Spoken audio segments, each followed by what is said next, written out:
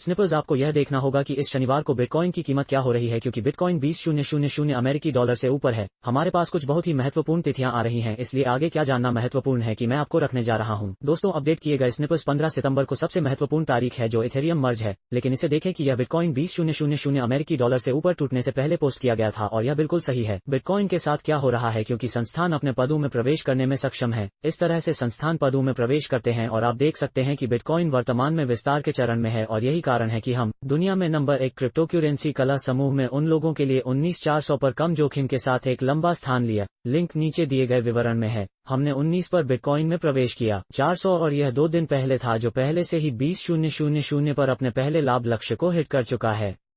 और इसलिए जैसे ही हम इन महत्वपूर्ण तिथियों को देखना शुरू करते हैं, चलो उन्हें और भी अधिक विच्छेदित करते हैं। 12 सितंबर को हमारे पास अनुबंध चल रहा है, जब भविष्यवादी अनुबंध 13 सितंबर को समाप्त हो रहे हैं। सीपीआई डेटा सामने आता है। सीपीआई डेटा के बाद बाजारों में एक प्रतिक्रिया देखी गई और फिर उस दिन 14 सितंबर को पीपीआई नंबर और फिर एथेरियम विलय के दिन हमारे पास खुदरा बिक्री भी आ रही है। और फिर इसमें सबसे महत्वपूर्ण बात यह है कि सितंबर 21 फोंक निर्णय है। प्रेस कॉन्फ्रेंस, यहाँ तक कि एलोन मस्क ने ट्वीट किया कि अगर फेड्स ब्याज दरों को फिर से बढ़ाने का फैसला करते हैं तो अपस्फीति सबसे अधिक संभावना है। इसका बहुत बड़ा जोखिम, और वे कहते हैं कि एक जोखिम के रूप में, क्योंकि इसका मतलब है कि टेस्ला जैसी कंपनियों को अपनी कीमतें कम करनी होंगी, जो स्पष्ट रूप से उनकी कमाई के लिए अच्छा नहीं है। और इसलिए हैं फेड्स इस अगली तिमाही में ब्याज दर में वृद्धि जारी रखने जा रहे हैं, क्योंकि वे पिछली कुछ तिमाहियों में रहे हैं, जो जेरोम पॉवेल के आधार पर सबसे अधिक संभावना है के दौरान कह रहा था। जैक्सन होल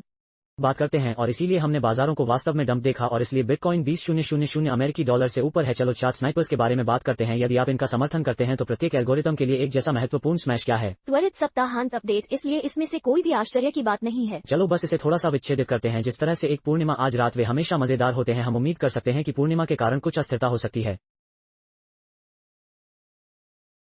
वो भावनात्मक चक्र आमतौर पर बाजारों को प्रभावित करता है, लेकिन हमारे पास एक नई साप्ताहिक मोमबत्ती है जिसे हम बिटकॉइन के लिए यहाँ करीब से देखने जा रहे हैं। यह विच्छेदन करना महत्वपूर्ण है। इस साप्ताहिक मोमबत्ती पर मोमबत्ती समरूपता, लेकिन अब तक दैनिक चार्ट पर आप यहाँ क्या नोटिस करेंगे अगर हम सिर्फ हटाने के लिए थे?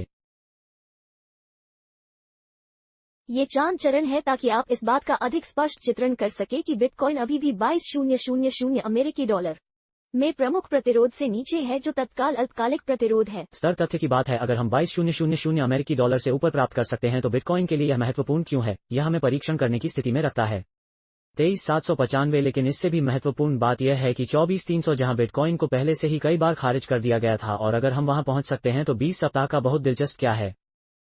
चलती औसत सही, यह हर किसी का बैल बाजार है, या तो प्रतिरोध या बैल बाजार समर्थन। अगर हम अभी इसके ऊपर हैं तो बैल बाजार प्रतिरोध तथ्य की बात के रूप में 24,300 के स्तर के साथ संगम दिखाने वाला है। अगर हम केवल उन ऊंचाइयों की कीमत प्राप्त करते हैं जो हमने पहले ही यहां 15 अगस्त के सप्ताह में देखा है, पहले से ही 20 सप्ताह के मूविंग एवरेज पर होगा, क्योंकि अब बिटकॉइन इस सीमा के अंदर लंबे समय तक रहा है। 20 सप्ताह का मूविंग एवरेज उस 29 के आसपास से काफी नीचे आ गया है। 0,00 स्तर जहां से यह अगस्त के आसपास था, अब सितंबर में की 20 सप्ताह की चलती औसत मुक्त गिरना उस 24,300 के स्तर के आसपास है, जो एक प्रमुख प्रतिरोध है।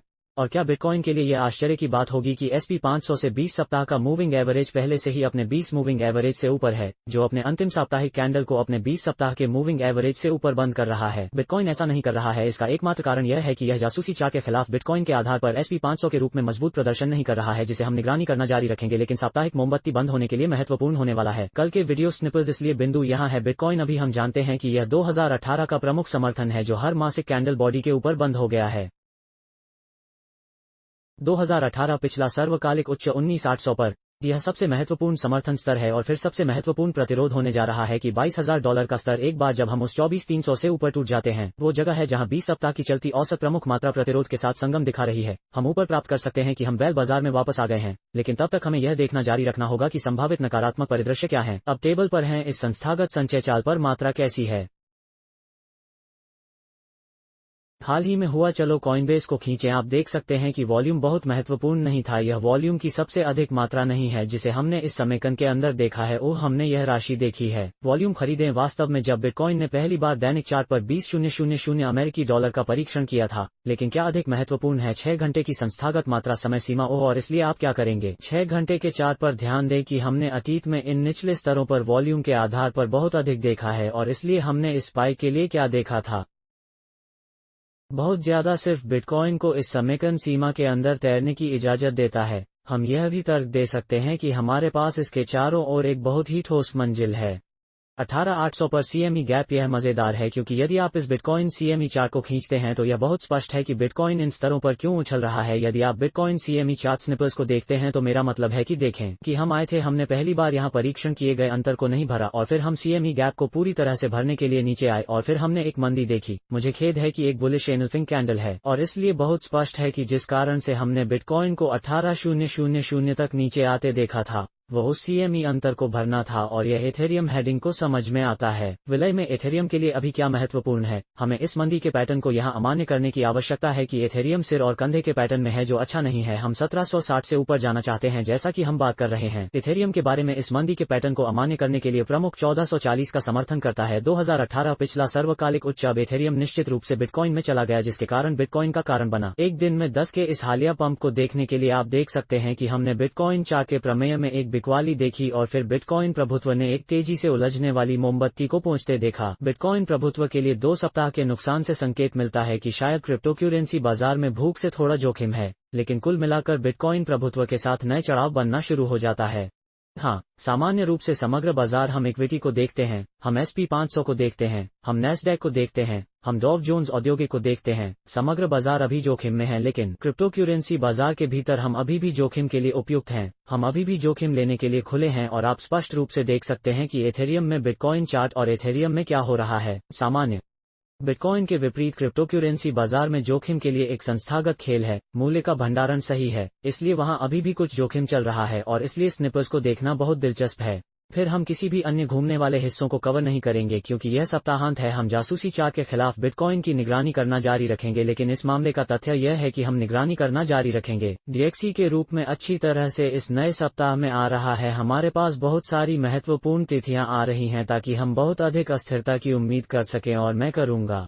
कहते हैं कि जब 25 सितंबर को ब्याज दरों को बढ़ाने के लिए FOMC के फैसले की बात आती है, तो शायद बाजारों में सबसे महत्वपूर्ण बदलाव होने जा रहा है इस महीने। और फिर निश्चित रूप से CPI डेटा बाहर आ रहा है, खुदरा बिक्री डेटा बाहर आ रहा है कि सामान एथेरियम मर्ज के साथ बाहर आ रहा है, और फिर कार्डानो बाद में महीने में भी वासल हार्ड फोक होने वाला है। इसलिए मैं कहूंगा कि सितंबर एक महीना है जो मौलिक रूप से बहुत सारी महान चीजों के लिए तत्पर है, लेकिन हम अतीत में जानते हैं सितंबर वास्तव में इक्विटी बाजारों के लिए सबसे खराब महीनों में से एक रहा है जब यह प्रदर्शन की बात आती है, और यहां तक कि क्रिप्टोकरेंसी बाजार के लिए भी। और इसलिए हमारे पास एक यिन और एक यांग महीना है अभी हो रहा है, जहां आपको ये सभी बुनियादी सिद्धांत मिल गए हैं जो मजबूत हैं, और फिर आपके पास ये सभी तकनीकी हैं जो इंगित करते हैं कि अगर इतिहास खुद को दोहराना था तो सितंबर एक अच्छा महीना नहीं होगा।